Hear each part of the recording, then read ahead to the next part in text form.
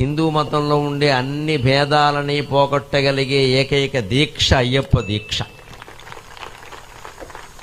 అందుకని నాకు ఆ దీక్ష వాళ్ళు పిలిస్తే చాలా ఆనందంగా ఉంటుంది. సమైక్యాన్ని నిలబడుతున్నారు. కులభేదం లేదు, ప్రాంత భేదం లేదు, కులభేదం లేదు. ప్రధానంగా ఎక్కడ అయ్యప్ప స్వాములు భోజనం చేస్తున్నా పక్కన ఆయన్ని స్వామి స్వామి అంటారు తప్పితే నువ్వు ఏ కులం స్వామి అని అనరు. అసలు ఆ మాటే రాదు. మొత్తం హిందూ ధర్మంలో ఈ కులం అనేది రద్దు అవ్వగలిగితే అప్పుడు హిందుత్వం మొత్తం బాగుంటుంది, భారతదేశం మొత్తం బాగుంటుంది.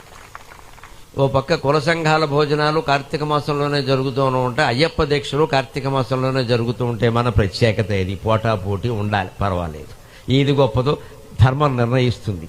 అంచేది అయ్యప్ప దీక్ష వాళ్ళు ఎవరైనా పిలిస్తే నాకు రావాలని ఎందుకు అనిపిస్తుంది అంటే, ఎటువంటి భేదము లేకుండా 4 మెతుకులు నీ పక్కన కూర్చుని తినడానికి దిక్కుమాలిన కులం అడ్డమైతే ఈ అధవ కులం తీసుకెళ్లి గంగలో బారేద్దామని అందరికీ చెబుతున్న దీక్ష అయ్యప్ప దీక్ష.